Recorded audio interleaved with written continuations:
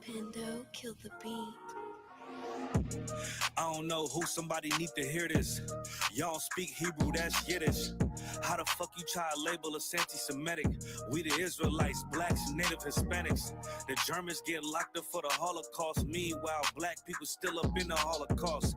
100 million of us died in the transatlantic. 6 million died. Y'all want the world to never forget it. You can never be a Jew. You a Ashkenaz. This ain't a star dumb, a gun that would die.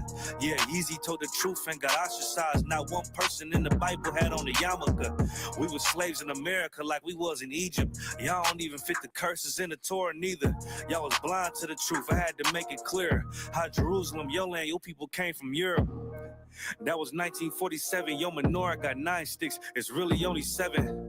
Yeah, it's us against the world. Armageddon. This what happened when you inherit lies from your ancestors.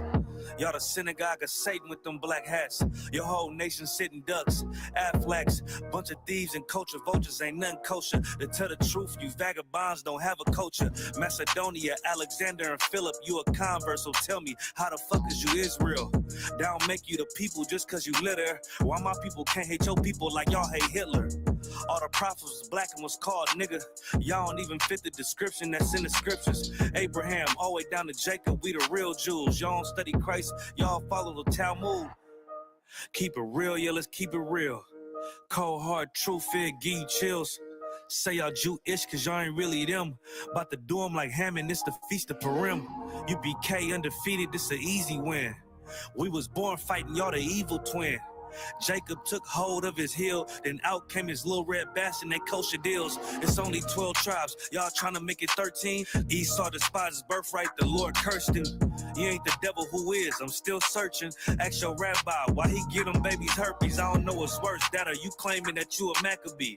I'm about to cancel, everybody trying to cancel ye. I ain't afraid to speak, that's what I do. They riding to the core, I'm just judging them by their fruit. Cause they ain't suffering curses. If I was carnal, I promise I'll punch you in person. I know that's an uncomfortable subject. They making millions off our culture and black people suffering from it. Yeah, they don't believe in Christ. They the Antichrist. Make a living off of niggas. They're a parasite. I ain't afraid to tell the truth. Niggas terrified. I'm about to go DEFCON 4. I ain't satisfied. That is proof. That is absolute proof that they know we are the real Jews. That's absolute proof. Now, he got the records. Go find me a white Jew on any archaeology in Egypt anywhere. You will never find a piece of archaeology with white people as slaves in Egypt. So don't tell me that they were slaves and it's their identity, and they know it.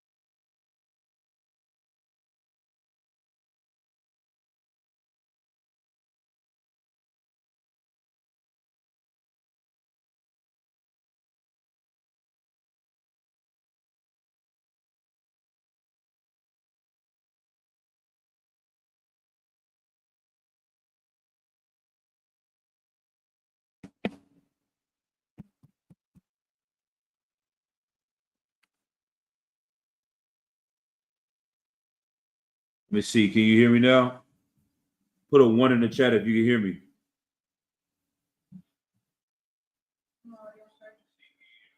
Yeah. All right, cool. We should be 2 hours. All right, Most High in Christ. All right, yeah, getting back to it. We just want to say, when you get involved with the organization, when I came into the school, Officer 5001 Yala was help raising me up, and this is how he used to do the intro to his class, explaining the ISUPK. These are the things that you can find on the website, ISUPK, I believe.com, or it might be .org. All right.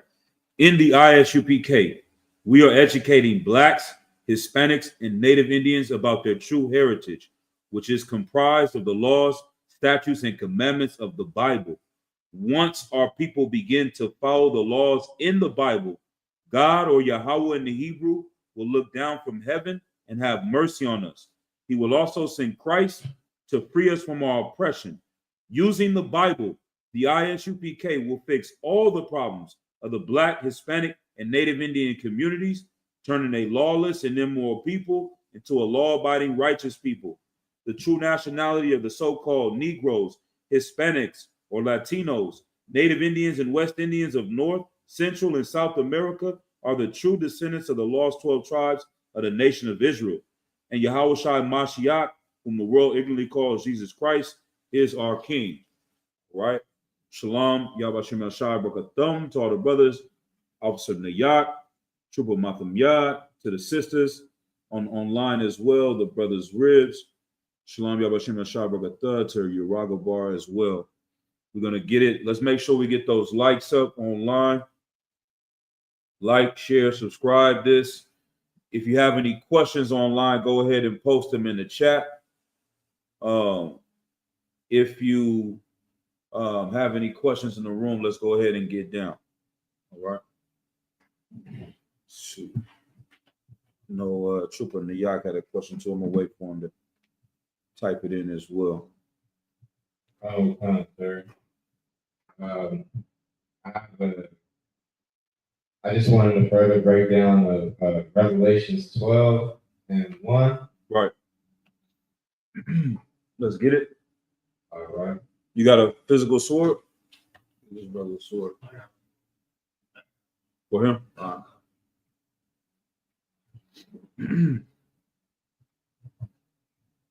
you got the mini, the dagger though.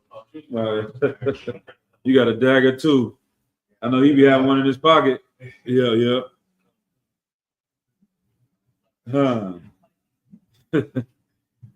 Most High in Christ. All right. Go ahead. Let's go. Let's have Marvel Khan read 12 and 1. You get it. If you whoever get it first, read first. But then Marvel Khan, you're gonna be the reader for the class. All right. This is the book of Revelation, chapter 12 and verse 1. And there appeared a great wonder in heaven. Right. A woman clothed with the sun and the moon under her feet, and upon her head a crown of 12 stars. Right. So, what exactly is the question about with this? Like, you just want a general breakdown of what's going on here, or what? I had an understanding before that this had to do with a prophecy, and the way to break down this prophecy was to observe times, as far as looking in the sky and the constellation aligning with an eclipse. Yeah, I don't even see how that can be in this, right? But this is just talking about, it explains it in the verses further on down, but this is just a prophecy about the nation of Israel, the last days, the oppressor. We can read through some of these verses and I'll give you a brief breakdown of what's going on here. But yeah, I'd have to, I mean, I don't even want to say I have to see why. I don't understand how they're getting this viewing of the stars and the eclipse or anything. It doesn't even say anything about that in here. But Go ahead, read it again from the top. So it comes to Right. Revelations chapter 12, verse 1. Mm-hmm. And there appeared a great wonder in heaven, Right, a woman clothed with the sun, right, and the moon under her feet, right. and upon her head a crown of 12 stars. Right. So this woman right here is representing the nation of Israel. That's the 12 stars under her feet. This is the crown on her head. It's like it. The moon on her feet, and upon her head it was a crown of 12 stars. The children of Israel. This is the woman that's represented. Verse 2. Verse 2. Mm-hmm. And she, being with child, cried, travailing in birth, and pain to be delivered. Right. These are all the struggles and the suffers the children of Israel has had to deal with over the years. Keep going. Verse 3. And there appeared another wonder in heaven, and behold, a great red dragon, Right. having 7 heads and 10 horns, and 7 crowns upon his head. Right. So these are 7 different nations. I don't have the list right here with me, but these 7 different nations, these European nations, the 10 crowns are the 10 nations that came up out of these nations. I know, I don't even want to give any off of my memory right now, but I do have it listed and written out somewhere. I might have it in my other sword right here. Some of these nations right here. Matter of fact. Keep going on. Read it in my Verse 4. And his tail drew the third part of the stars of heaven, Mm-hmm. and did cast them to the earth. And the dragon stood before the woman, which was ready to be delivered, Right. or to devour her child as soon as it was born. Right. So who is this child that is to be born? Go ahead. Yahweh. Right, right. So, I mean, you get the understanding of this. So mainly your question is about this stars and using the stars. Go ahead.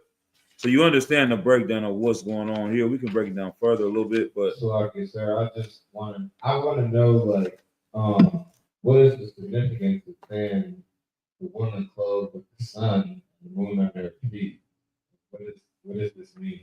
got it. The woman clothed with the sun. That one, I'm not going to answer that one right now. I'm going to have to double check with that. A woman clothed with the sun and the moon under her feet, upon her head a crown of 12 stars. I'm not exactly sure. I do not remember that breakdown of what the sun and the moon are. Right? But, okay, so that's the specific question, is that part. Not the quite understanding of everything else that's going on here. Yeah, I understand the dragon, the 7 heads and 1. Right. Right. And the war, Michael Angels going down, verse 9. This is still on topic tonight. Go to read verse 9. Right. Verse 9. And the great dragon was cast out, Right. that old serpent, Right. called the devil. Called who? The devil. Uh-huh. And Satan. Right. Which deceiveth the whole world. Which does what? Deceiveth the whole world. So this is a precept that we use to prove that the white man is the devil the Bible speaks of, because that old dragon, that old serpent, that one that deceiveth the whole world, who has done more lies or deception in the world than our oppressor, right? And so, keep going. He was cast out into the earth, and his angels were cast out with him. Right. All the people the leaders and the rulers of this earth, the ones that are used to uplift and uphold this kingdom, they're going to be destroyed in this day when our king comes back. Now you can drop down to verse 15. Verse 15. Mm-hmm. And the serpent cast out of his mouth water and the flood after the whooping, right, that he might cause her to be carried away of the flood. Right. What is the water? So is that the oppression?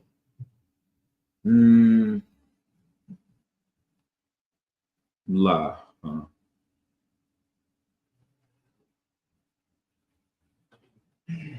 Anybody?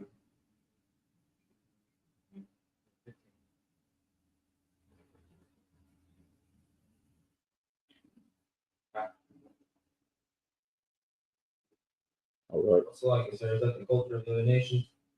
La, not the water. The water is the lies that the serpent teaches and speaks.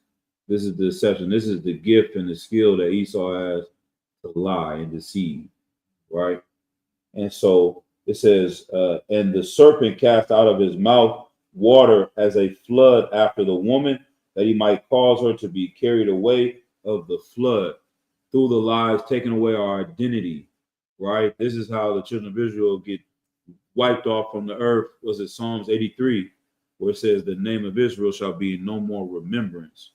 These are the things that they're trying to do. And then you read verse 16. Verse 16. And the earth helped the woman, and the earth opened her mouth and swallowed up the flood which the dragon cast out of his mouth. Right. So the earth opening up. These are the artifacts and the things and the records that were left in the earth. Those things were discovered and brought back out and revealed. And these are the things that's how we were able to understand the Bible and break down and bring the truth out again in these last days. So that's how the earth helped the woman, helped the children of Israel, and basically got rid of the lies that were coming out of the dragon's mouth. Let's see. And then these are just, like I said, this is a general just breakdowns of this topic. But the moon and the sun part, I'm gonna have to get back with you on that one. It's the lock it. All right. Anything else? I got some old business as well. Sorry, sir. Yeah. If I may, is it possible for us to break down on people in the world talk about say the phrase, only God can judge me? Only God can judge me. A little bit more. What's the question about it? Just like, how do you combat that, or what do you say to that? Not in the Bible. It's a common thing.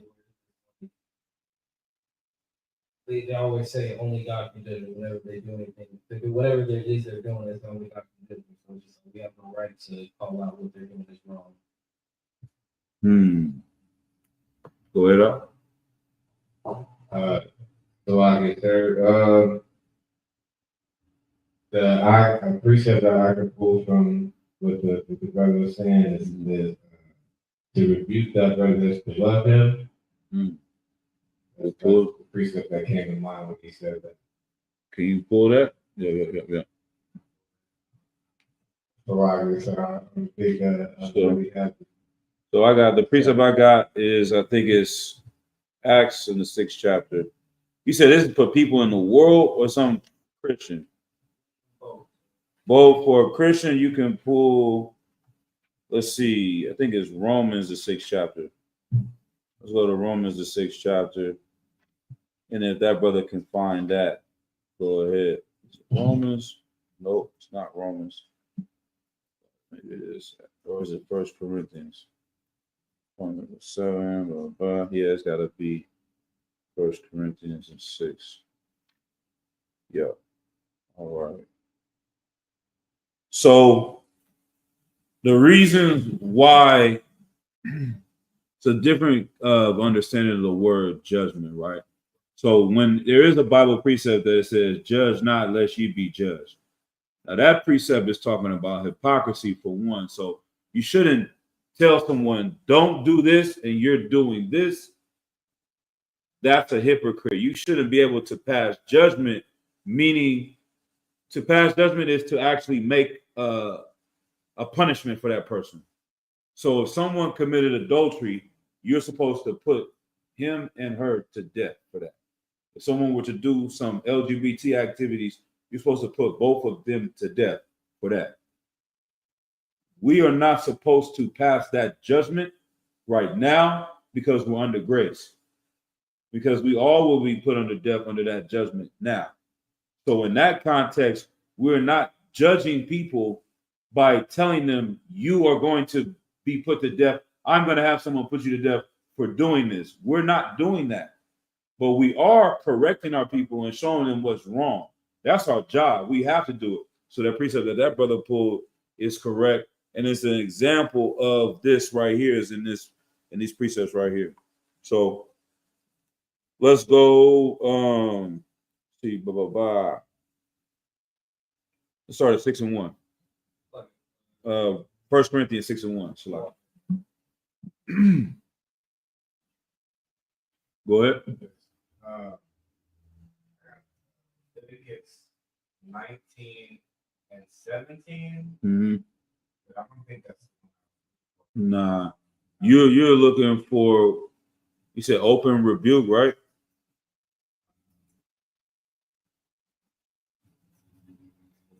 A rebuke thy brother. It's a few.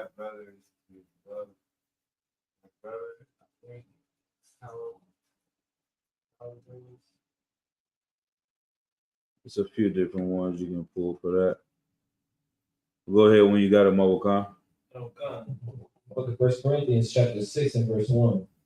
Dare any of you, having a matter against another, go to law before the unjust, and not before the saints. Right. Most likely that. I wrote that in verse. Verse 6. Dare any of you, having a matter against another, go to the law before the unjust, and not before the saints. Right. So these brothers have an issue inside of the school, inside of the truth, and they were taking this to the authorities. If you owe me some money, I'm calling the police on you or taking you to court with Judge Judy or something like that. And he's saying, why would you do that? You're not supposed to do that. Igor? Verse 2. Do ye not know that the saints shall judge the world? And if the world shall be judged by you, are ye unworthy to judge the smallest matters? Right. So these things, these issues you're having, you should be able to determine who's right, who's wrong within the truth, right? Let's see going, blah, blah, blah. So just for time's sakes, these are the issues that were happening. They're saying, if you go down to verse, blah, blah, blah, go to, blah, blah. Hold on. This is where. No, I'm actually can go up a little bit.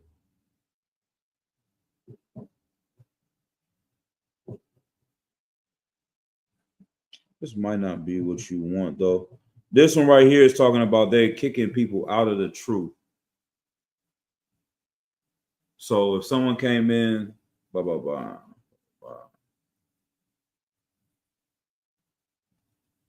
Altogether, the fornicators of the world who are in the keeping company of man. So you can go to verse 9. Like I said, tell me before we go over this though. You think this is going to be enough to get in with? Because this is talking about judging someone in the school. It's not going to be enough for them.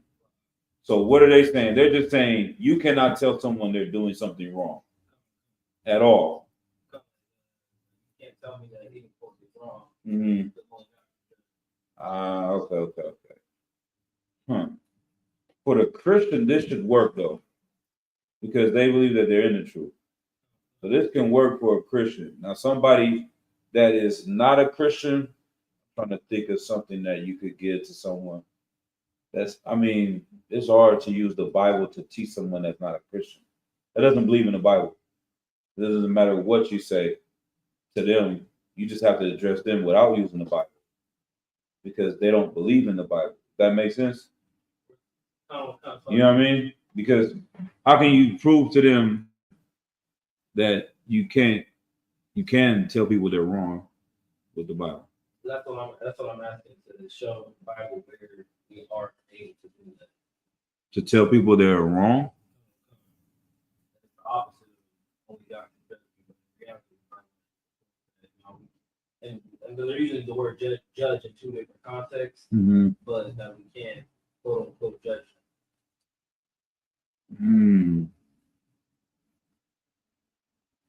Go ahead. Yeah.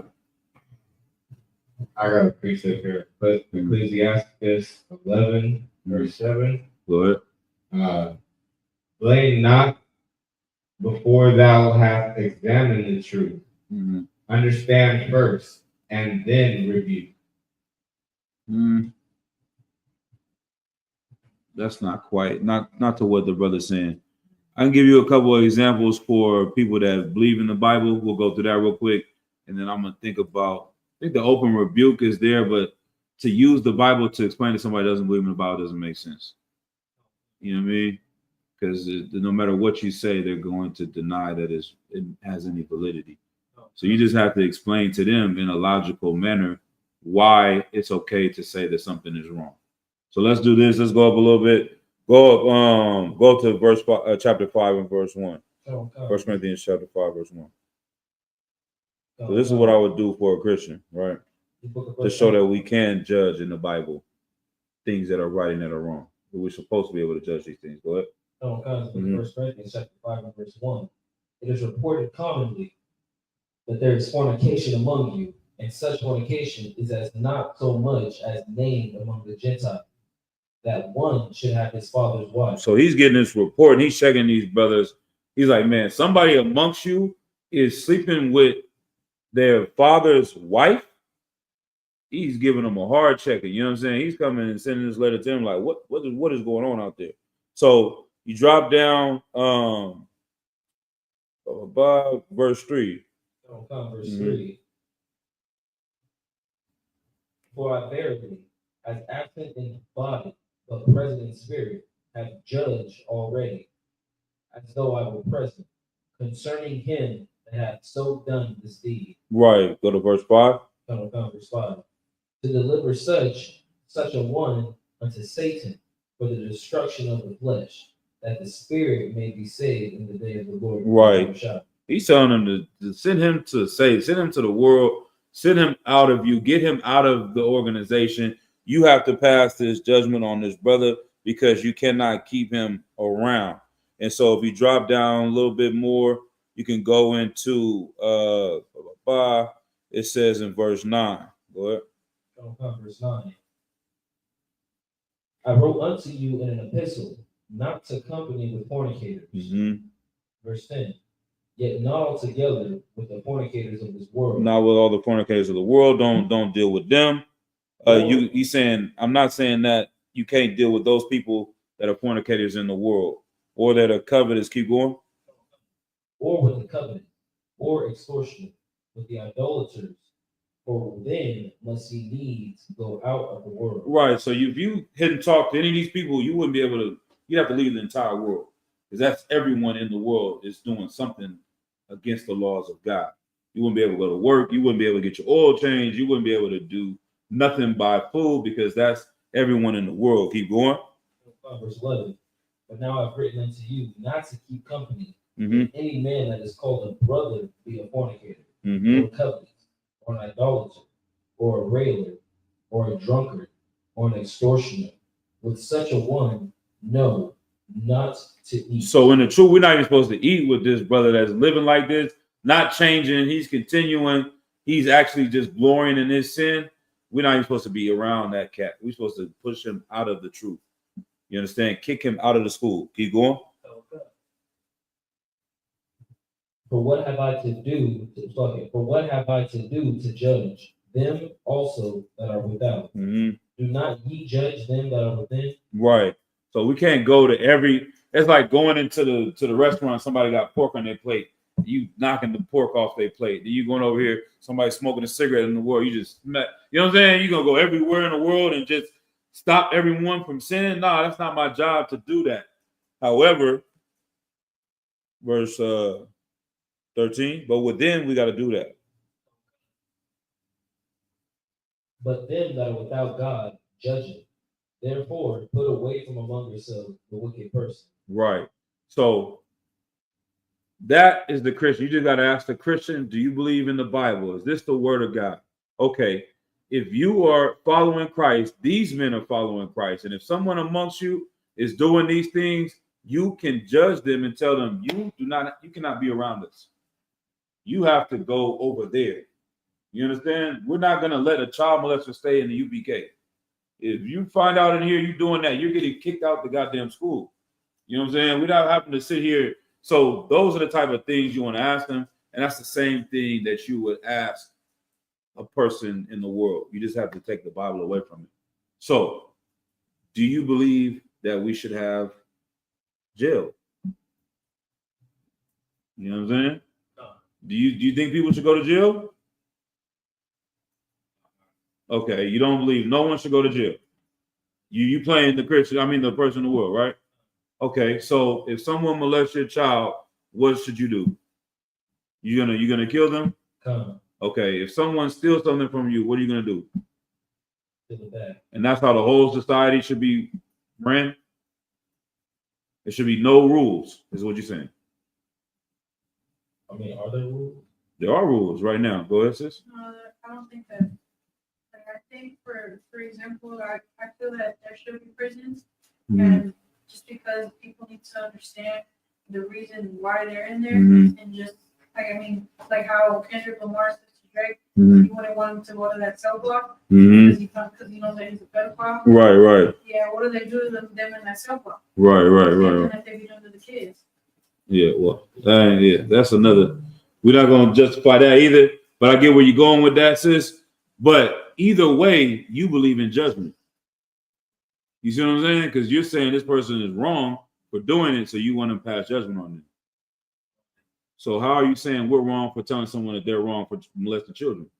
You believe the same thing we believe. You know what I mean? I'll just put them in a box like that. You know what I mean? Because, yeah, it's just nonsense. It's just Christian dogma. You know what I mean? It's to make people feel good. Only God can judge me. God damn. That's such an evil statement. So we should just walk in a room and somebody is raping the kid. You're supposed to be like, only God can judge you. And you just walk out the room? No. You know what I'm saying? You knock this nigga upside the head. And if the police come and get him, fine. Either way, somebody gonna have to pass some type of judgment on him. He's going to jail or we're gonna put him to death right now. One or the other. Either or, no one would feel that was a wrong answer. You know what I'm saying? Well, that's that. But all right, let's go. Anything else? Salakia. All right, from last week, the question, I know it was in Matthew 24. I think you had it might have been in Mark you pulled, but you can go to Matthew 24. Mark 13. Mark 13. We'll answer this one real quick and then we'll keep going. No, I think it maybe was Mark 16. Let me see, where is it at? 17 or 13 or 17. Okay, let's go. Nope, that's not it. No.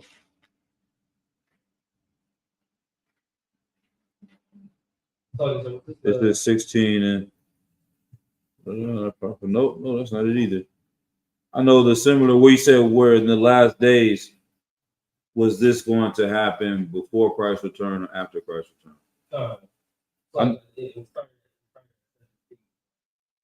Oh, maybe I'm not in Mark, Salaki. Mark 13. But maybe you're right. I must have been looking at the wrong one.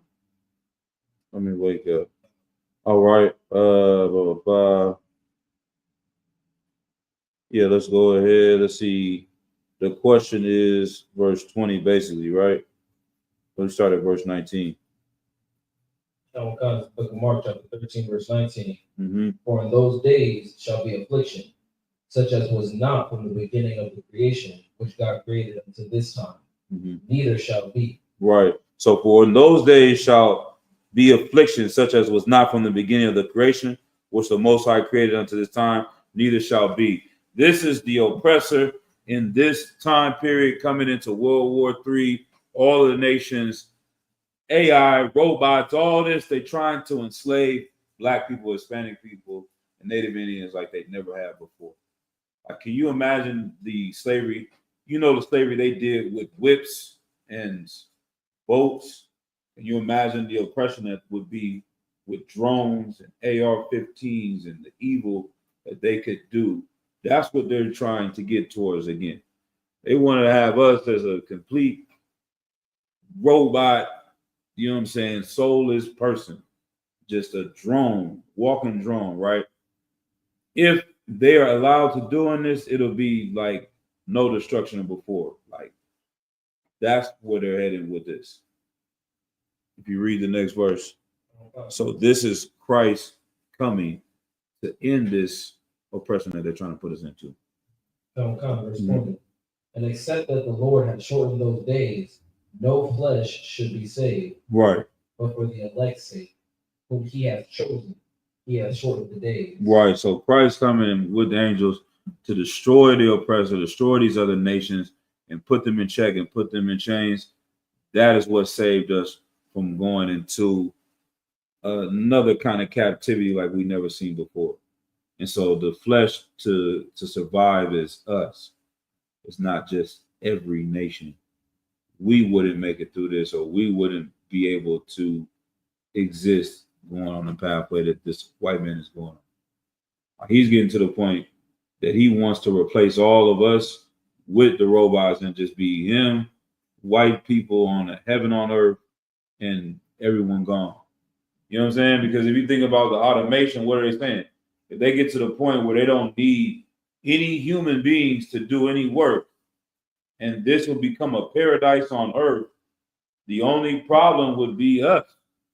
Like they needed us to be slaves in the 1800s to pick their cotton, and they needed us to work at Ford to get their car, and they need you to go to Taco Bell to get their tacos today. But if we don't need any of that, then what the hell do we need you niggas for? All y'all can go. You know what I'm saying? Unless Christ come and return and end this, then we wouldn't even make it through this. They're gonna try to exterminate us like goddamn Adolf Hitler. You know what I'm saying? So, and that's gonna touch into tonight's topic as well. But just thinking, in slavery, there were no homeless people. You know what I'm saying? There were no jails. Y'all know that, right? Like we was already enslaved. They didn't need prisons. Now we got free. They have 2 million people in prison because they don't need all of us in order for society to work. All the people you see homeless in the Tenderloins is because of automation. They're not telling you that. But if they needed you to work on their places for this stuff to work, then they would use you, but they don't. So you become homeless. So you become someone that is in prison because they have no place for you to work, really. It's like the machines got so good, the slaves became unemployed. You see what I'm saying? So now they're going to keep going to where they're going to see less and less the need for us. And the less and less they need us, then they're going to have to get rid of us because what are we here for? They're going to have to justify that by saying we're just useless human beings. And that's what this whole Donald Trump thing is about. It's like they're trying to figure out what to do with us because they're like, these niggas are worth nothing now. I mean, but Salaki, that's that. Is that, so I'll have any more questions to come out of that? So just to be specific, in verse 17 it says, but woe to them that are with child, to them that get sucked in those days. That is talking about Israel before Christ comes back. Right. Come. So in these last days, you know, going into this destruction like World War III, those days is not going to be, you know what I mean? It also talks about somebody that was in journey and not on a Sabbath day, right? Or what does it say a little bit above? Like you are in this trip, this journey is just going to be ugly. You know what I mean? All the way around though. It's like the culmination. Like it's bad for you if you're doing this. It's bad for you if you're doing that. It's bad for you if you're doing this. It's so bad, ain't nobody even gonna make it. You see what I'm saying? It's just like it's all the same thing, but it's just different levels of it. It's like at this point, it don't matter what you're doing. If you had a baby, you don't have a baby. If you not working, you're not working. If you in traveling, if you're not traveling, if it's the Sabbath or it ain't, it's just they're gonna keep consolidating, keep closing in on us, keep trying to destroy us to where if it's not for Christ coming in return, no one would make it through. All right. Let's go. I got this brother's question online, and then we're going to tonight's topic. Let's go to Psalm 64 and 6. Let's see if I can answer this one. This is the book of Psalms, chapter 64, and verse 6. They search out iniquity. They accomplish a diligent search. Both the inward thought of every one of them and the heart is deep. Verse 7. But God shall shoot at them with an arrow. Suddenly they shall be wounded. Shall they be wounded? Verse 8. So they shall make their own tongue. So I think the brother just wanted a just a standard breakdown of this. Go to verse 1. Come, verse 1. Hear my voice, O God, in my prayer. Preserve my life from fear of the enemy. Right, preserve what? My life from fear of the enemy. This is another good one, man. This is David. He's out here praying to the Most High to preserve his life from the enemy, the people that are trying to destroy him. Keep going. Come. Verse 2. Hide me from the secret counsel of the wicked, from the insurrection of the workers of iniquity. Once again, the secret counsel of the wicked. These things are these people. They're coming together, having meetings. They said they were confederate against us. That's the same way the children of Israel faced with these people are having meetings in order to figure out how to destroy us in a very intelligent way, right? Keep going. Come, verse 3. Who whet their tongue like a sword, and bend their bows to shoot their arrows, even bitter words. Right. So not only do they attack you with weaponry, but they attack you with the things that they teach, the Christian lies, the Muslim mosque, all these things are used. Their education system is used to destroy and attack us. Keep going. Verse 4, that they may shoot in secret at the perfect. Suddenly do they shoot at him and fear not. Verse 5, they encourage themselves in an evil manner. They commune of laying snares privily. They say, who shall see them? Who shall what? Who shall see them? Right. They encourage themselves in an evil matter. They commune of laying snares privately. They say, who shall see them? All these secret things, this conspiracy that they say to destroy us, no one can prove it. No one, they call you crazy. Y'all just making this stuff up. Ain't nobody messing with you. Just get your money, go to school, take care of your family. Ain't no white man oppressing you. Ain't nobody trying to stop the black man. Y'all tripping. Y'all, what's the other one they love to say? Y'all want to be a victim. It's the victim mentality. That's what's wrong with you. You got the victim mentality. Ain't nobody oppressing y'all. I came here from Nigeria and I got a good job. I came here from Somalia. The dude from Fresh and Fit do the same thing against all these cats, man. And in reality, the Lord sees that they are working against us. It is a plan. They are working together. Keep going. Verse 6. They search out iniquities. They accomplish a diligent search. Right. They're looking for sin. They're looking for new ways to destroy us, like crack cocaine. Who could have thought of that? I wouldn't have taken the time to think if you do this chemical reaction with cocaine, turn it into something that you can smoke, it'll be so highly addictive that it can destroy from the east to the west coast. It's called a crack epidemic. You know what I mean? Like they search out the iniquities and they accomplish a diligent search. They're successful in the things that they're looking for. Both the inward thought of every one of them and the heart is deep. Right. So this is where it's questioning, especially saying both the inward thought of every one of them and the heart is deep. Like the inward thought, these things that are inside of them, they're taking a very, very calculated move towards our people. The same way they're moving towards David is it's warfare. It's like the most, what's they call it? That's the word I'm looking for. Like war strategy. Their mind is set on war. What would they say about Esau? We're gonna go into that's another precept for tonight. But Esau is a cunning hunter. His mindset is about destroying his enemies attacking them, following them, doing whatever he needs to do to conquer. And that's what it says, both the inward thought of every one of them. This is constantly on our oppressor's mind. Keep going. And the heart is deep. All right. But read verse 7. Verse 7. But God shall shoot at them with an arrow. Suddenly shall they be wounded. Right. And so their heart is deep. Your heart is your mind. Their heart is deep. Their mind is deep. They have, I went to a library yesterday. I just forget, I haven't been to a library just in a long, long time. It's like, man, there's so many books in here, so much knowledge in here. You couldn't, no one person could read all these books. You know what I'm saying? This is just a small, regular library in my city. Like them big libraries in New York and the ones they talk about in Alexandria and all these different ones, Oxford and in the UK. There's so much books and knowledge in the earth.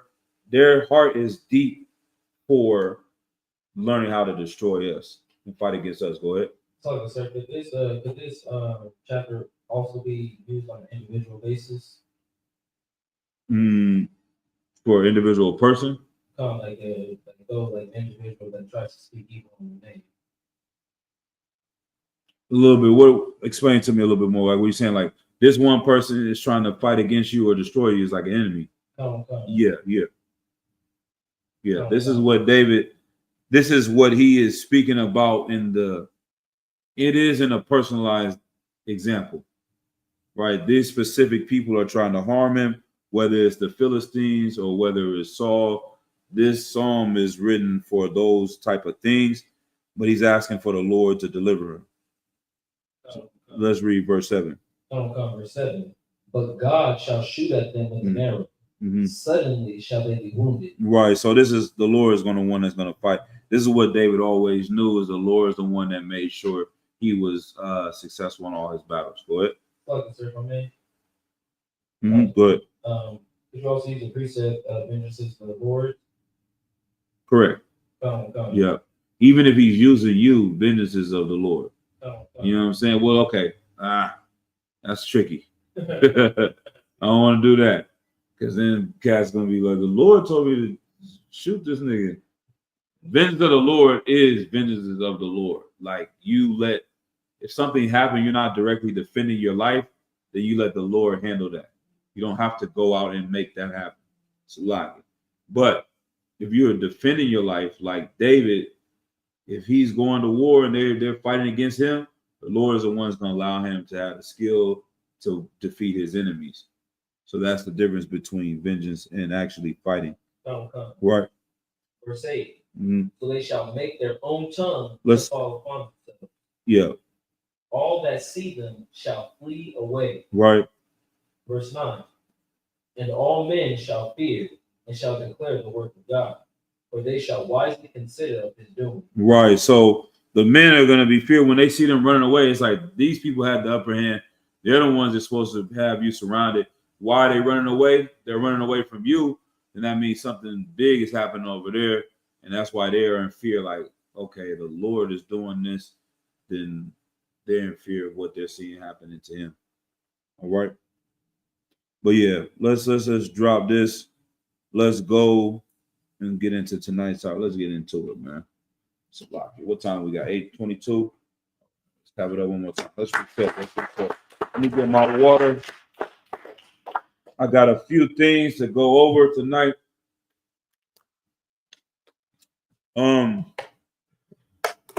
I know with this brother Marvel Khan, man, and his son, I'm like, man, the first thing his son gonna be saying is the white man is the devil the Bible speaks of, man. So it just always comes into my mind of how many different levels and layers you can go into. What does that mean when we say that? Why do we say that? And why it's important to know that, you know what I'm saying? And it's one of the most intelligent things to say. And I was talking with my mom, and she was saying, like, yeah, you shouldn't teach your kids to hate. You know, when you teach them to hate, there's just going to cause more bad things, and more bad things are going to come from that. And I just had to sit there and explain to her. I'm like, we're saying this, and it may sound crazy to you, but this is some of the most intelligent and revolutionary people that I ever met on the planet Earth. And for us to understand this, I was like, I read this in a book. I read in a sociology book. I went to school and got a major in sociology. I learned the white man was the devil at college. You know what I'm saying? And then I heard the truth and was like, yeah, these brothers know what they're talking about. Nobody else sees it. These people that write these books, they know it, but they're not doing anything about it, or they don't even understand what the hell they're reading. But I'm leaning towards at this point that both black and white people do understand that are reading this in these colleges. They just don't care. They're taking their money. They taking that blue pill like the Edomite at our slavery. You remember we was talking about that before. He said, I'm going to take the blue pill and go back into the matrix and live as an oppressor, basically. Right. You know what I'm saying? And not do the fight in the matrix because it's going to be a hard life. I just want to eat steak and have money and live nice with my fake friends and do that. Right. Like these people that are learning this stuff in the schools, a lot of them know the way out, man. I'm reading more and more of these books like that I had over here, man. I'm like, man, they've been talking about this since the 70s, bro. It's not just the UPK, man. These cats know, they're saying we shouldn't integrate. We shouldn't integrate. We should build up our own communities. We should separate from them. To integrate is going to destroy us. One thing he said, we are not oppressed as an individual. We are oppressed as a group. So what does one person going and becoming a mayor do for the whole group? What does you going to Harvard do for the black community? It doesn't do a goddamn thing. So you're integrating 6% of our group into your society. Some going to go to Harvard, some going to go to Yale, some going to become doctors. But the 94% are going to stay in Oakland. The 94% are going to stay in Watts. The 94% are going to stay in Harlem and in Brooklyn. And nothing's going to change for them. And you're actually taking the people that can help them the most out of the community. So it's no surprise that we get to this point where we're destroyed. But yeah, long story short, let me see. Let's do a few things. Go to the article I sent you, Mawaka, on the first one. I'm going to try to be a little bit more straightforward with this tonight. That's why. Let's see what I got. Might be able to. I don't know if I can pull it up online for everybody. I got a few things I want to pull up online as well while you get that. It says something about know your enemy. All right. Go ahead whenever you got it. Article titled Knowing Thy Adversary, Why Modern Military Should Study the Enemy's Culture. Damn. Code.army.gov. Right. Introduction? Yeah, go ahead. Introduction. Warfare strategy is intricately linked with the knowledge of an adversary's culture. Yeah. Understanding one's enemy as a tool to formulate effective warfare strategy became a regular affair by war councils since Greco-Persian wars. Right. So warfare strategy is linked to knowing the culture and understanding one's enemy. We're just going to drop down a little bit. Let's go to where it says Sun Tzu's proverb before heading into combat. Okay. Right.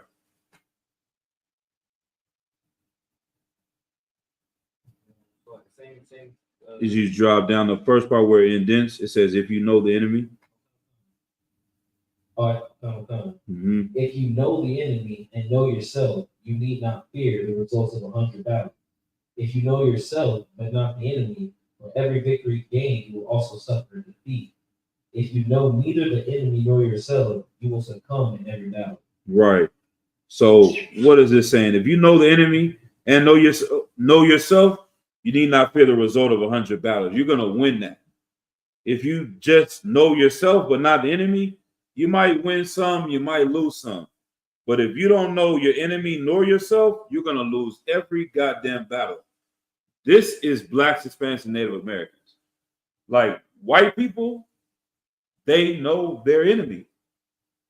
You know what I'm saying? That was one of the questions I wanted to ask later. I don't want to give it all away, but they know the enemy, they know themselves.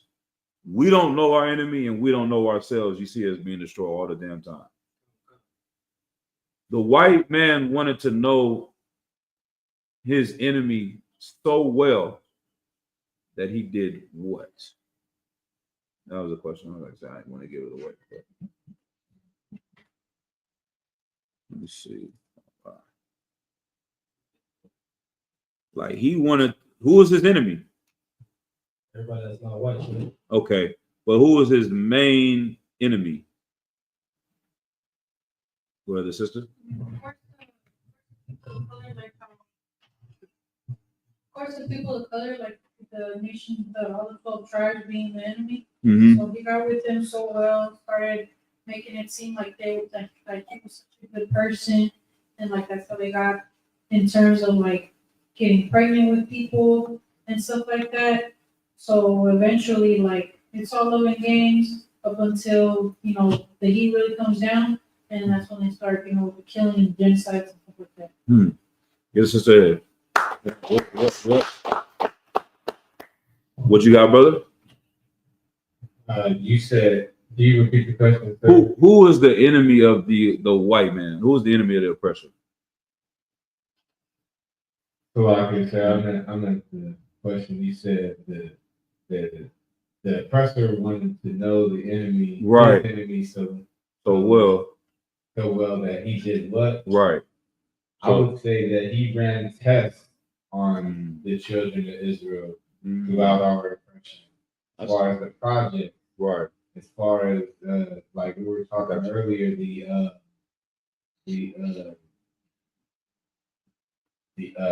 baby farms. Right. That's the part. So you are identified. That's why I wanted to go separate. But the children of Israel are the enemies of the oppressor. Right. Go ahead. So like he adopted the culture of his enemy. Good night. That's the answer. You think about this. They say the head tribe of the white man is Amalek, of the so-called Jewish people. They literally, I don't know if I keep saying, I know I'm talking to somebody else over the phone. The yeshivas, they go and study the Torah for like 16 hours a day. They don't even have jobs or slaveries. It's certain elements of the Jewish community that all they do is sit in the room. Is 50, 150 of them, and they just going through the records, going through the Bible, going through the scriptures, breaking it down, getting these understandings. They became us, like blackface. That's what you're looking at, is a version of blackface. You know what I'm saying? Even with the little curls and all that, everything they trying to do. The reason why they wear black is because in what is it? Songs of Solomon 1:5 or Jeremiah 14:2, it says that I am black. You know what I'm saying? Yeah. They had to put on all the black just to do that. To say this is what we are. If you see them with the weird hats, it's like not as I was saying in the song before, you ain't a Jew, you are Ashkenaz. All those things they've done to know who we are. They studied it so well. They took the Roman Catholic Church. Everyone is taking this Bible and studying it in order to destroy the children of Israel. They had to try to become us so much because they want to destroy us that much. You understand? So let's see. Let's go to the next one. I think I sent you another link. Did it go through? All right. And then we'll get some precepts. Because the reason why, once again, if we don't understand who these people are, then we can get sidetracked in our day-to-day life as well. Like the little issues that we have with each other, we will fight each other and not realize 9 times out of 10, the devil is in the details. They love saying that. Like the real issue that you're fighting is oppressor. You mad about the bills. Okay, it's the oppressor. You mad about your living situation. You want to live here. You want to have this. It's because you're oppressed. You mad because this person owe you some money. It's because you're oppressed. You know what I'm saying? You mad because of the way you're talking to each other, dealing with each other. All the time, he is in the background creating these problems with us. And if we don't stay focused on what's going on, this is why, like Black Watch every week with Commander Johanna, we're bringing out stories to show you that this is not 1950. This is not 19. This General Muhammad always says it. Is this an article I can read it from 1960? No, sir. They just put a cross on somebody's lawn last week. Oh, they just lynched somebody 2 weeks ago. Oh, the police is just stepping on. I seen the police stepping on a Latino brother's chest. Y'all seen that one on Facebook? He's just sitting there stomping on him. He's underneath the car, and the oppressor just stomping on him for no reason, man. The dude came out and said the Mexicans need to be killed. A young neo-Nazi dude, he drunk, just talking about that. Like, this is 2025. This hasn't stopped. They're continually doing that. If we forget that he's the devil, and because it was just 400 years ago, the slavery was that long time ago, then we're going to start fighting each other again. Because the only enemy that you can have is right in front of you. And that's what we see with the people in the world. They are so lost. The people in Chicago going to war with each other because they think the enemy is the dude around the corner. They don't have enough information or understanding to hate the one that's oppressing them, so they take it out on each other there. But go ahead. Go ahead, please. So if I may, you're saying this so heavy because I was in the training program this week, and there was a brother named RJ who I was working with. And pretty much we kept getting into the conversations vaguely around the truth and the condition of our people. And I would always talk to the white man. Mm-hmm. And he consistently said, you got to stop blaming the white people for all this stuff. What you got to do is look at our people and blame them. And like he said this on multiple occasions that if you're over the age of 36 and you're not doing anything in your community, you need to be killed. Damn. He went from the conversation of job being kept from black people to saying you can't blame the white man, to saying you gotta blame ourselves. The ones that are causing the problem should die. Yeah, I got some stuff for that. I've been listening to this book. It's called White Fragility. It's very informative. This is a white woman that wrote it, so maybe he'll accept it if she's saying it.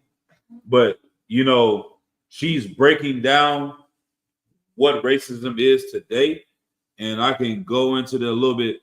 One example they said is like a bird that's in a cage. If you put your face on the cage and look in and you see the bird looks free. It's just a little hole you're looking in. It's all these wires there. You know what I'm saying? But if you look in the one hole, it's like, okay, the bird's just chilling in there. This is what racism is like. If you look to the left a little bit, you see one little line, okay. See another line, okay. But if you zoom out and you see the pattern and the intricacies of the cage, you realize that this bird is trapped inside there, and it's a plan of how it is inside of there. It's not a coincidence that this bar goes this way and that bar goes that way. Like, it's a network. That's what racism is. It's not an event. This is what we've been told today, that racism is an event. This is what happened. I went to McDonald's and somebody called me a nigger. That was racism, and that's what we need to fix. People that are prejudiced and are doing things against you on an individual basis is what racism is. If you don't do that, then you're a good person. And if you do it, you're a bad person. They say it's a binary. This is it. This is it. You're on the good side. You're a good white person. I have black friends. My daughter married a black person. Like, that makes you not racist. And if you're a redneck from the South and you're a neo-Nazi, then you're a racist. She said that has nothing to do with racism. Racism is a system. Society is built upon it. And so things that are in part of the society are the idea of if you work hard, you're going to be successful. The harder you work, you pull yourself up from the bootstraps, then you're going to be successful. We know that is a lie, because if that was the case, then Mexicans would be running the entire country, because they're the hardest working people in this country right now. So it cannot be true. There's no way. We read it last time.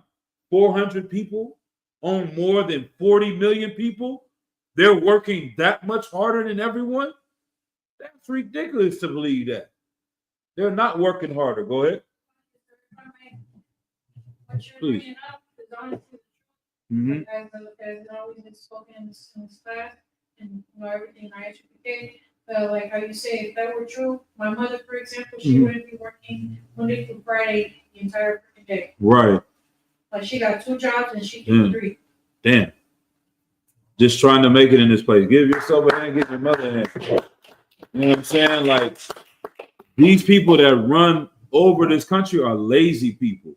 And not as I was saying that, he was like, man, when I was working at this job, I was making less money and I worked harder. And I made more money, I do less work. I'm like, yeah, it's the same thing that happened with me. I'm like, the less thing I have to do, the more they pay you, is because they have to set their society up that way so they can keep the burden on the people at the bottom. And if you are so burdened, you won't realize that you're a slave. You don't even have time to think outside of the box to understand that you are in this cage. You can't even zoom out and see this cage surrounding you. And so when they tell you have to work hard to be successful, then you start blaming yourselves for this oppression that is a planned thing. And so let's go ahead and read this real quick, and then let's keep going. Where we at? 8:40. Article from SiteCentral.com. How to identify a deceitful person. Let's go to the numbers at the bottom. Let's just skip ahead to effortless work. Mm-hmm. Effortless work. This deceptive person takes credit for the work of others. They gather information, projects, and insights from those around them and place their name at the top of the list. If it seems like someone needs to have their hand on everyone's assignment, it's because they are looking for opportunities to take advantage of someone else's effort. Right. So that's the white man right there. We call him the devil because he's a deceiver. This is breaking down the psychology and how someone who is a deceiver and a liar, how they operate. They're breaking it down on an individual person. But you can magnify this to their whole culture. So they say they built the pyramids. They say they're the last samurai. They say that they are the Mexican. They had a whole movie called The Mexican with Brad Pitt. It was starring some white men. You know what I'm saying? Like, they take over everything. They say they're every people, every nation, and a part of everyone's history. Is it just one hand or is it two? Go ahead. So like I said, like what you're saying or what you just brought out is so heavy. Like even at just a personal experience, like the slave that I go to, there's multiple brothers that are on the ground level that have come up with solutions for different ergonomics, like in the field and in the factory, naming certain things that are used throughout, like California now. Like, they created terms with some of the brothers that I've worked with, and pretty much the engineers, which are all Israeli white people, pretty much take the credit for every solution that a brother in the field comes up with. For real? Yeah, that's crazy. I mean, but it's not crazy. It's their character. This is what a deceiver and a liar does. They have to take credit for other people's hard work and efforts and, boost themselves up. All right, let's read number 3. And then we're just going to read maybe 1 or 2 more of these. I think number 5 is a good one as well. Number 3, unnecessary drama. Right. The easiest sleight of hand is to create an irresistible proposal for unnecessary drama. This forces the other person to come to the deceiver and address the issue. So unnecessary drama. It's like, man, I'm just walking home. They just pulled me over out of nowhere. You know what I'm saying? That sister was in her house. She was like, I'm going to pour water on you. He was like, you pour that water on me, I'm going to shoot you in the face. She's way on the other side of the room, and he shot her in the face. It was like unnecessary drama. You creating this out of nowhere. Keep going. Okay. The issue is tossed aside as the deceiver attacks an entirely different, unexpected front. By bringing a companion along with you to the confrontation who can help listen and step in if needed, this can be evaded. Right. So it's like we have to get our people to see what's going on. Because if you just by yourself and you're the only one that's saying this, then they're going to try to isolate you and say, okay, you're just tripping. And then they're going to try to do something else over here. So it's like they're just diverting your attention and keeping you distracted and moving around. But go ahead. Fucking sir, an example of that is when you bring up the argument of police brutality, and then someone would argue and say, well, they shouldn't have been acting that way. Right. Right, exactly. That's how they always try to deflect it and put it back on that person, or Black Lives Matter, all lives matter. You're being reverse racist. Those are the things they try to use to deflect you against you. Yep. Read number 5 and we'll get out of this article. We'll go to some precepts. Number 5. Unsuspecting gifts. A quick way to disarm a person is to give them a surprise gift for no reason. Damn. This simple gesture breaks down someone's guard while simultaneously making them feel indebted to the deceiver. Damn. Remember, a gift is just that, a gift. There is no need to return the favor. Right. Go ahead. Precept. You got it. Yeah, but go ahead. We was talking about it earlier. Right. Yeah. The precept. Ecclesiastes 7:7. Somebody pull it. Yeah. And then this, I'm gonna play this real quick, man. I don't know, man. I've been doing so much research. I'm gonna bring these Bible verses out, though. We gotta speak with the Bible. But man, I'll be coming across so much stuff. This devil, man. Oh man, let me go to this verse right here. In the book, she talked about this guy. His name was Lee Atwater. So the lies that these oppressors are able to speak is how they maintain their power. Lee Atwater interview. Okay. You got it? This book of Ecclesiastes, chapter 7 and verse 7. Surely oppression maketh the wise man mad. Right. And a gift destroyeth the heart. Go ahead, break it down. So the oppression that we go through can make us mad. Like I've heard, heard 2 breakdowns for this. Right. The first one is it'll actually make us upset, angry. Mm-hmm. And the second one I heard is it actually make a man go crazy. Exactly. That's that's what I told the brother earlier. So yeah, in one instance, oppression makes a wise man mad. Like if you're not angry at what's going on to your people and your nation, then you are a fool. You have no wisdom. How are you going to see your people suffering in this place and you're okay with that? That is not how they're living. And this is the point that they're getting. This is why Donald Trump has become president. Is because they are tired of seeing their people suffering right now. And their suffering is nowhere near our suffering. But even if it gets close to it, they ready to snap and burn the whole thing down. But oppression mad also is going crazy. Like he's going mad, man. You know what I'm saying? It's going crazy. Like oppression could drive you crazy. And that's what people are out here getting high and doing all these things because they've lost their goddamn minds. Go ahead. And a gift destroyeth the heart. Right. That's the precept for what we just read. Like someone that is a deceiver and a liar will randomly just give you a gift out of nowhere. That's what they're saying. Like that's a tactic of a liar. Who even thinks like that? Like we don't even think like that because we're not natural liars. Like somebody that you hate. When was the last time you gave a gift to somebody you hate? You know what I'm saying? That's not our culture. That don't even make sense. A nigga don't damn near want to give a gift to somebody they love. Like, bro, we struggling. It's like, what the hell? But a white man oppressor is gonna think, okay, yeah, I don't really want your job. You see what I'm saying? How am I gonna get your job? Okay, I'm gonna do all these things to backbite you, talk about you, connive, and get people to come against you. But next time I see you, hey, Mo Khan, don't you love these tickets to the Warriors game? You love the Warriors, don't you? I got that for you. So now what do? You trust me more. You're like, it can't be Kassar. Go ahead. That's what I'm saying. Can't be the one causing all these issues with my slavery. It's a tactic to create a situation of Stockholm syndrome. Right. Well, I wouldn't say quite Stockholm, because Stockholm, you were in it. But I guess so for us as society, yes. Because that is a part of it. When people are like the Stockholm syndrome was someone who was in a bank, they're robbing the bank, they started to feel bad for the people that were robbing the bank and have an affection for them because they treated them nice. Yes, I would say that. Yeah, that's right. Yeah.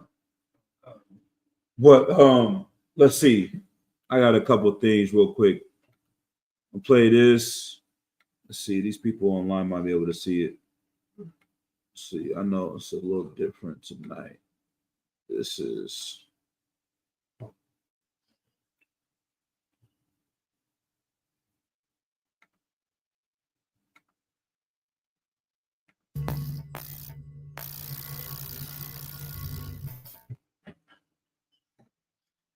This is the 1981 legendary campaign consultant. His name was Lee Atwater. Let's see if he starts talking.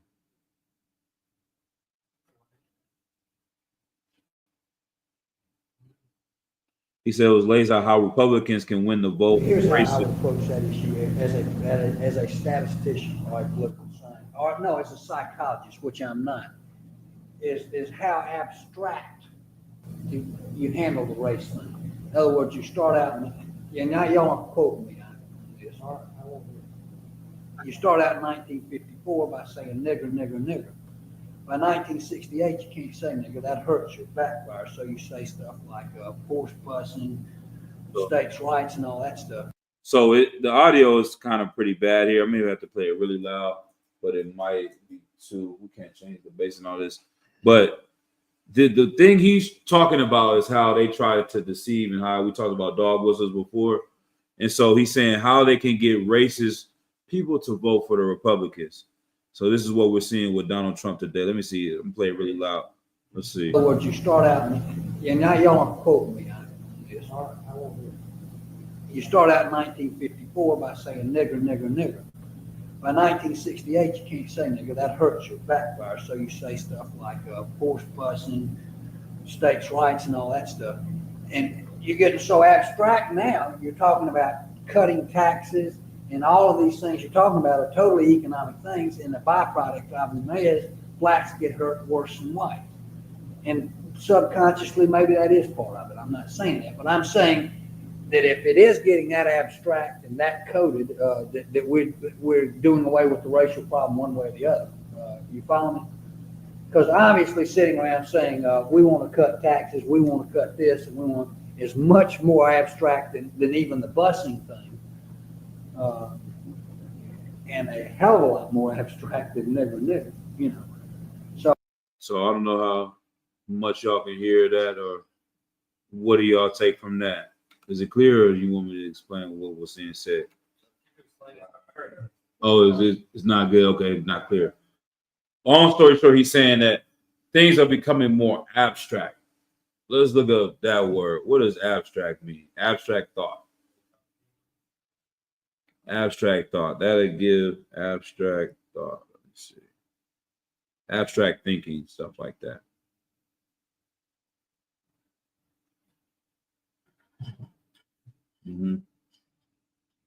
Abstract thinking. Anybody got anything?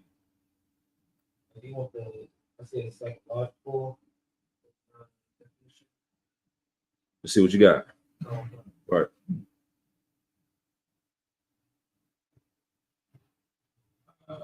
On Google, it says abstract thinking is the ability to think about ideas, objects, and principles that aren't physically present. It is a higher level form of thinking that involves seeing patterns and making connections. Right. So it's not just basic things. You can say, this is a bottle of water. This is a cell phone.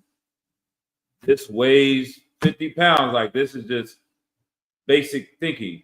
But abstract thinking is thinking that, okay,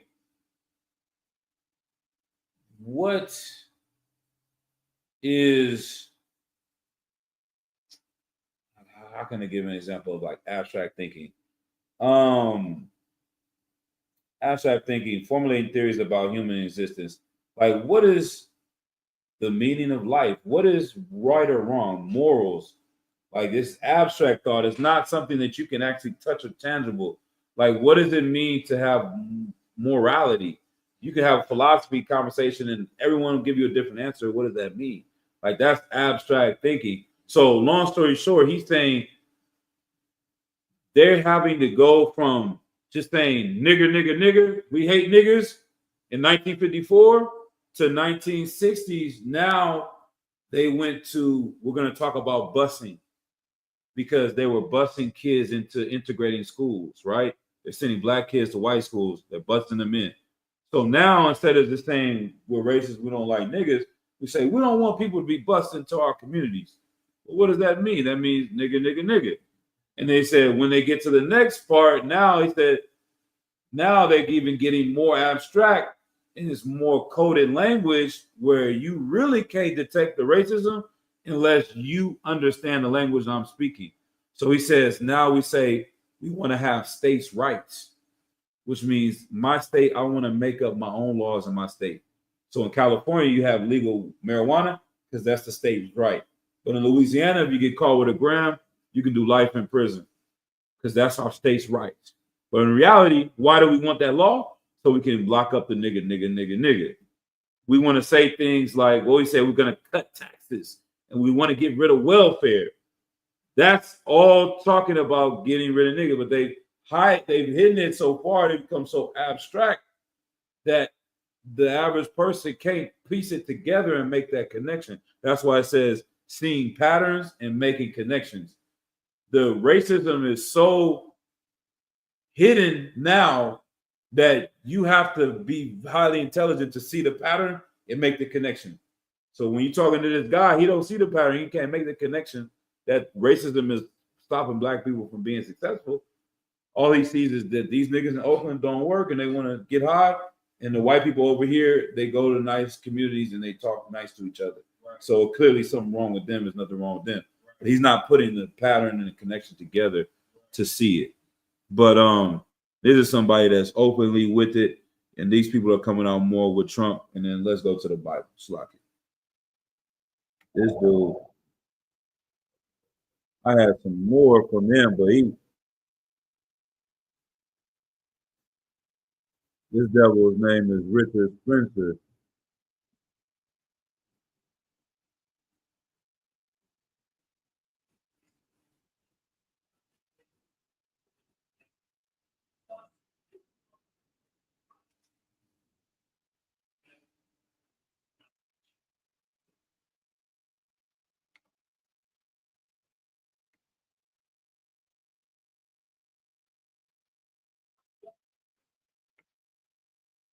It's not just that many are genuinely stupid. Indeed, one wonders if these people are people at all. Or instead soulless golem, animated by some dark power to repeat whatever talking point John Oliver stated the night before. To be white is to be a striver, a crusader, an explorer, and a conqueror. We build, we produce, we go upward. And we recognize the central lie of American race relations. We don't exploit other groups. We don't gain anything from their presence. They need us and not the other way around. Within the very blood in our veins as children of the sun lies the potential for greatness. That is the great struggle we are called to. We are not meant to live in shame and weakness and disgrace. We were not meant to beg for moral validation from some of the most despicable creatures to ever populate the planet. We were meant to overcome all of it, because that is natural and normal for us. The press has clearly decided to double down and wage war against the legitimacy of Trump and the continued existence of white America. But they are really opening up the door for us. America was, until this past generation, a white country designed for ourselves and our posterity. It is our creation. It is our inheritance, and it belongs to us.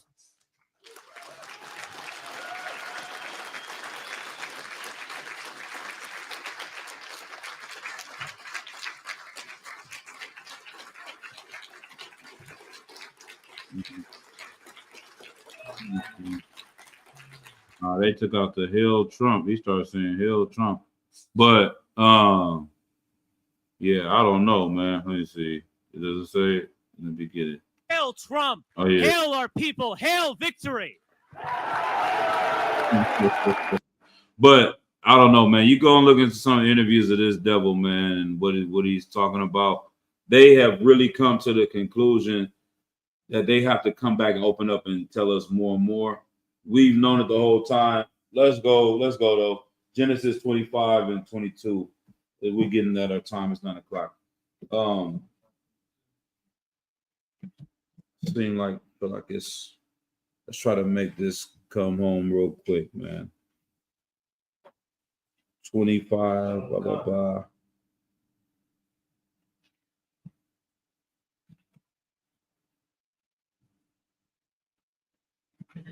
Come. He said America is the white man's Wakanda. A lot. I think that's Kabbalah Bob. Most of that Christ, man. Yeah, for real. He said this was made for them. Go ahead. Genesis chapter 25 and verse 22. Right. And the children struggled together within her. And she said, if it be so, why am I thus? Right. And she went to inquire of the Lord. Mm-hmm.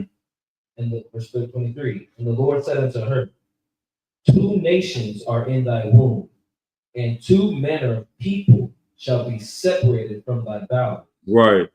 So it's 2 people in her womb, Jacob and Esau. All right. Keep going. And the one people shall be stronger than the other people, and the elder shall serve the younger. Right. And we know that Esau came out first. He's the elder.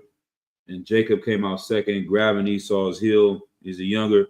Eventually, they will serve us. This is the prophecy from the beginning. Read verse 27. Run through these things. Verse 27. As a matter of fact, read verse 25. Verse 25. Right. And the first came out red all over, like a hairy garment. Right. And they called his name Esau. Man, I've seen some Edomites that we don't really see them in their own nature today because they shave. But if they didn't shave, man, their whole back would be like, I don't know, man. Like a goddamn, what's that dude they always talking about? Sasquatch? I think it's just naked Edomites walking around someplace, man. That's how they really look, you know what I mean? But Salagit. Let's go to verse 27. This is knowing your enemy, knowing who he is. The Bible tells you who these people are. Keep going. Verse 27. And the boys grew, and Esau was a cunning hunter. Right. A man of the field. Right. And Jacob was a plain man, dwelling in tents. Right. So Esau is a cunning hunter. That's his thing. He wants to sit in the woods, in a tree with deer piss on him. You know what I'm saying? They be doing that, man. They doing anything just to kill a deer, an antelope. I've always wondered, man, like how did they take over this country? If you'd ever just drive around and leave out of the main city and go to like Santa Cruz or Monterey, or just like, how did they find the Native Americans in the hills and the mountains? Like, this is such a big country to come all the way from New York. How did they conquer this whole land and just zero in on where everyone's at? It's because they're very diligent in getting a kill and conquering. That's the things he just said. Like, this is our destiny. We're made to conquer and to be in charge. That's what they think. All right, let's drop that one. Let's go to Genesis 27 and 11. This book of Genesis, chapter 27, verse 11. And Jacob said to Rebekah, his mother, behold, Esau, my brother, is a hairy man, and I am a smooth man. Right. He had to put on a damn, what was it, the skin and the fur of an animal just to fool his father. Go ahead. Fuck it, sir. On subject about his mother Rebekah, is the reason his mother helped him in this endeavor to gain the birthright of his brother because she had the prophecy from the Lord? Correct. Comment. The angel told her, you know what I'm saying? The elder shall serve the younger. So this is the one the Lord wanted to be in charge. And that's why she told him, let the sin be upon me. If it's wrong, then it's on her. But she knew that this is what it was supposed to be. In the bar. All right. Let's see. I got a couple more precepts. Let's go to Genesis 36 and 40.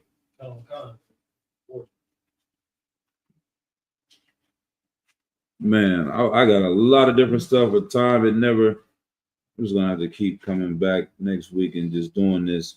But go ahead. Comes the book of Genesis, chapter 36 and verse 40. Mm-hmm. Do 31 real quick. Verse 31. Mm-hmm.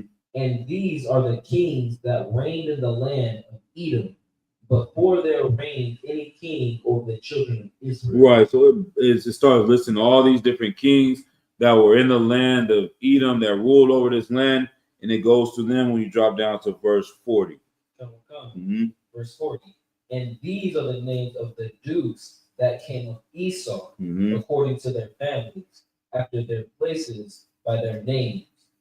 Duke Timnah, Duke Alba, Duke Japheth. Right. And the whole purpose of that is, who calls themselves dukes to this day? You understand? Like, there is the main culture on earth that calls themselves dukes are people in Europe. They're European dukes. And throughout the Bible, I don't think the only time that this word is listed is about 6 or 7 times, and it's all referring to Edomites. It might be one other time that it refers to some other nation, but historically, this is their culture. This is who they are. Go ahead, sister. You remember that show, The Dukes of Hazzard? Right. Yep. The Dukes of Hazzard, the Dukes of York, the Duchess of this and the Duchess of that. All of them. That's their culture, man. So that's another sign that these Edomites are the oppressors today. Let's go to Deuteronomy 7 and 6. This is the book of Deuteronomy, chapter 7, verse 6. Mm-hmm. For thou art a holy people unto the Lord thy God. Right. The Lord thy God hath chosen thee. The Lord thy God has chosen us, right? To be a special people unto himself. Right. Above all people upon the face of the earth. Right. So not only do we need to know our enemy, we need to know ourselves. We need to understand. I'm trying to think if there's anything else I had on here just to point into that evidence that I don't understand why. I guess it's because we're honest people. It's hard for us to believe that someone will lie to you. I don't know, man. It just seems crazy. Like because they don't come out on TV and tell you that we hate you and we want to keep you as second-class citizens, we think white people are good. But the reality is where we live and where they live is completely different, completely separate. They're not trying to integrate into our, like, integration is a lie. They're saying they want to take some of us and put them over there. But where is the integration at? Because if it was really integration, they would move into Compton with us. They will move into Richmond with us. They don't move in with you. They either, that's why they use gentrification. If they moving in, you guys got to go out. But it's never us living together like that. Go ahead. Well, sir, if I may comment, that's actually one of the conversations I got into with the brother at the slave today. Right. Where he was trying to show, or he was trying to make the argument that Latinos were pushing Black people out of our places. Mm-hmm. And he said through gentrification, right? And he was bugging. Mm-hmm. But then I had to explain, I'm just like, so if that were true, I give you an example. Where are Latinos being placed when they come here? Hmm. And he had to agree. He said, "Oh, in our neighborhood." I said, "So don't you think if they were part of the plan with white people, they would be bringing them in with white people?" Right. And it's just like it went straight over his head. Where it's just like we're being put in the same places. We've always been in the same places. Right. You may not have grown up in the place where they were. Everywhere you go, there's going to be Blacks, Latinos, and Native Indians together, and a white man. Yeah, he's making it seem, he's trying to make it seem like the Latinos are coming up and coming up. When it's reality, it's like they literally, you just said they in the houses that we were in. So it's like, are they not in the same position? It's like, Nah. Get a brother in. Yeah. once again, it's the same thing. Is that we have to fight each other at the bottom in order to make a sense of what we're really going through. Like you have some deep-seated anger and you don't know what it is. And on the flip side, that's what's going on with white people right now. The real reason why they're doing this backlash on everyone is because the rich white people are cutting them out. They're cutting them out the deal. They're like, America is supposed to be for us to be great, but we're struggling. So in reality, the 400 richest white people are the ones that's taking all their money. But they're like, whoever they're giving it to, they're splitting up with these niggas, they need to give it to us. Or we need to get them out of being in charge. And the reason why they're in charge is because they have the support of these niggas. So one or the other is like, we have to change this and get them out the way so that we can have more money in the long run. So lock it. But let me get Ecclesiasticus chapter 12, verse 10.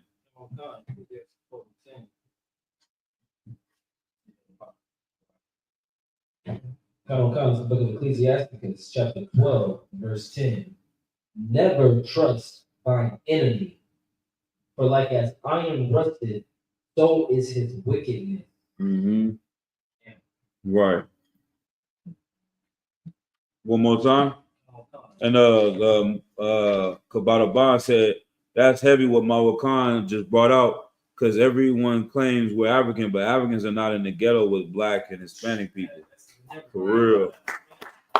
You know what I'm saying? Exactly. Like I said, none of these communities, we never see them around us. And that whole, when they try to add other people into the Brown coalition, I seen an East Indian dude, he tried to do that to me. He saw my shirt, he was like, black and brown, brother. I'm like, nah. It's not that brown. I'm not talking about that brown. We are not the same, brother, or devil, or whatever you want to call him, like heathen. We are not. Nah, it's not for you, man. Right? For real. No, yeah, these are. Verse 12. It's like verse 10. Never trust thine enemy. Never do what? Never trust thine enemy. Like we cannot trust our enemies, and we have put our guards down. We let a gift destroy our heart. We begin to think that it is a way up by infiltrating their society, being a part of them, when that's not the case, man. The Lord does not want us to trust them. He does not want us to love them. Go ahead. For like as iron rusted, so is his wickedness. Right. Like this is for sure going to happen. The same thing is there's no change in him, and it's no getting away from that. Keep going. Verse 11. Though he humble himself and go crouching, yet take good heed and beware of him, and thou shalt be unto him as if thou hadst wiped a looking glass, and thou shalt know that his rust hath not been altogether wiped away. Right. So he may humble himself and seem all nice and giving you these gestures. None of that even matters. He's still who he is. All right. Let's see. Let's go to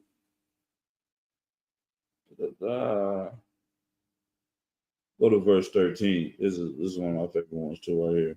Verse 13. Who will pity a charmer that is bitten with a serpent, or any such as come nigh wild beasts? Right.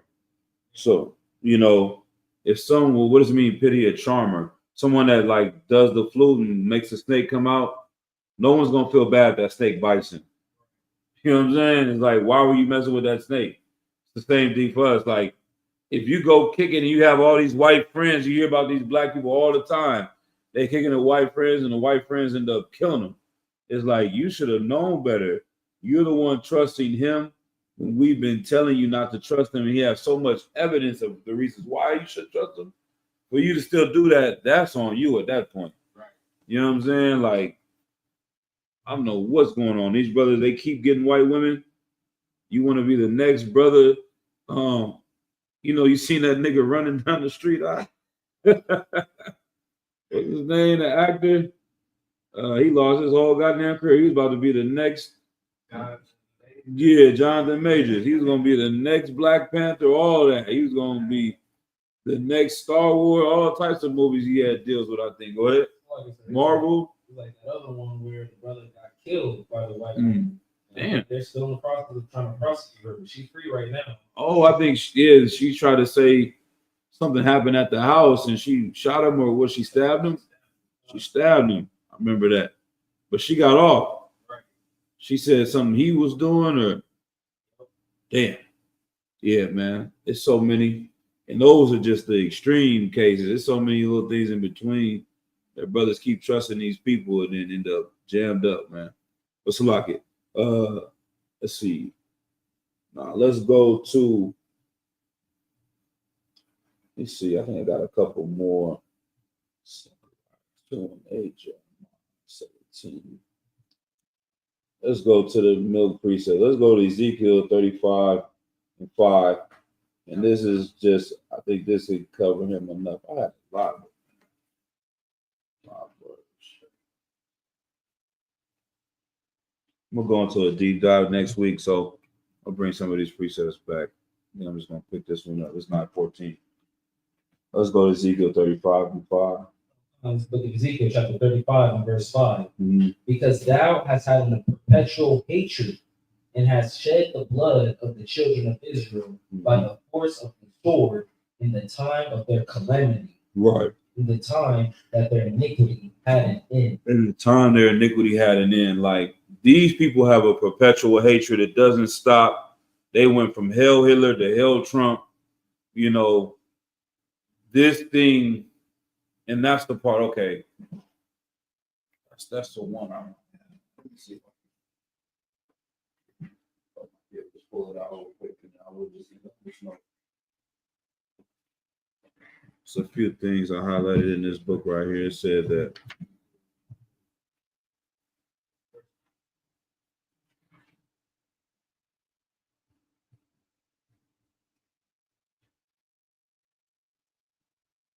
it says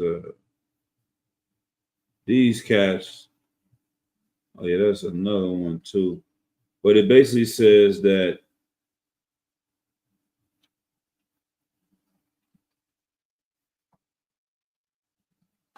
they will not hold themselves guilty for the things that they've done.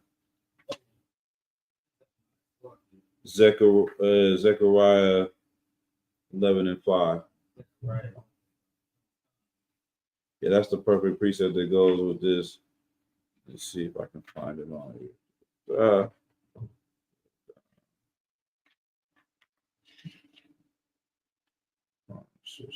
There it goes. I found it too. So,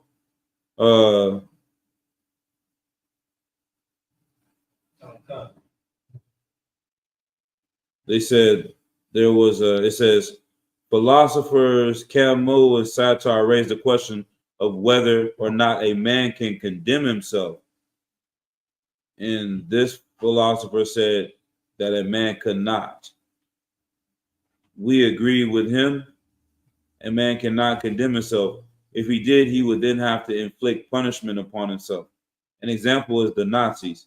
Any of the Nazi prisoners who, after he was caught and incarcerated, admitted that he committed crimes, that he killed all the many people he killed, had to commit suicide. The only ones able to stay alive were the ones who never admitted that they had committed a crime against people. That is, the ones who rationalized that the Jews were not human beings and deserved to be killed, or they were following orders. There's another, and so it says, in a much larger view, white America cannot condemn herself for her criminal acts against Black America. So Black people have done it. You stand condemned. The institutions that function in this country are clearly racist. They're built upon racism. So, like, white people are not going to do this. You read that precept? Book of Zechariah chapter 11 verse 5. Mm-hmm. Whose possessors slay them Mm-hmm. and hold themselves not guilty. They hold themselves not guilty. They kill just like the Nazis, but they're not going to condemn themselves because they have to punish themselves. So that's why it doesn't make sense for us to go to them and ask for civil rights, because what are they going to do? They're going to put themselves in jail for getting kickbacks and taking money and stealing money and doing this. They're never going to do that. We're the ones who are supposed to determine they're doing wrong and judge them for that. You see what I'm saying? Like, and our people, and when I say judge them, meaning saying that this is wrong, we don't need to be victims of this no more. But our people won't even let us do that. They won't even let us say, hey, these people are doing this. This is messed up. They need to stop. They block that from even happening. But that's why we say, since they're not going to do that, then Christ is going to have to come through and kill them. Right. You know what I'm saying? Because they're not going to kill themselves. They're not going to go home and say, you know what? I'm just a horrible person. I've been doing all this evil to these people. I deserve to die for this. Nah, man. They're going to fight and try to do anything to survive. But Salakia, I'm just going to go ahead and close this one out. But let's do it the right way. It's not. Do we have the security announcements up here? What you say? Let me move. Let me see if it's not right here. Now we're gonna have to get some more printed out or put up here. That's that. Let's do it that way. Here it is. I got it.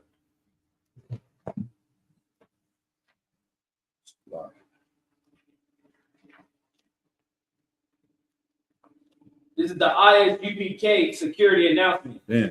We are the ISUPK under Commandant General Yohanan, started out of 1 West 125th Street, Harlem, New York. The rule for new brother and sister.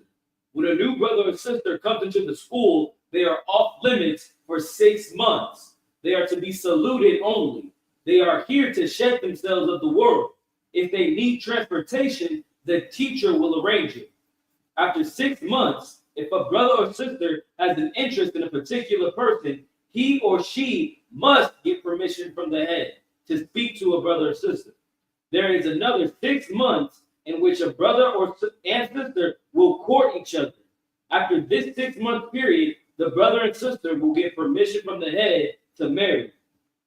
Tithes, which is the commandment. Numbers chapter 18, verse 21, and Malachi chapter 3, verse 8 through 10. It means the 10th in Hebrew, Mayasharah. 10% of any increase the Lord gives you, give to the treasury department or teacher. Go to ISUPK.com and donate. Priest fund is a free will offering for the priest. It is not mandatory. You can give whatsoever amount you would like. The upcoming Holy Convocation, I believe it's the No, we got a piece of Purim. Oh shoot. Yeah. The Feast of Purim, which is going to be March 14th, 2025. Right. That's the Feast of Purim, March 14th, 2025. With that, men of Israel, Hamad, we're going to give a courtesy salute to the teacher. Men of Israel, Hamad Shabbat, Hamad, Barak, Yahweh Hashem Yahweh Barakatam. Yahweh Hashem Yahweh Barakatam. Men of Israel, Yedem Matar. Men of Israel, we're going to start to turn to face the sisters. Men of Israel, we're going to give a courtesy salute to the sisters in the school and online. Men of Israel, Hamad Shabbat, Hamad, Barak, Yahweh Shemar Atam Bashem Yahweh. Men of Israel, Yedem Matar. Dismiss.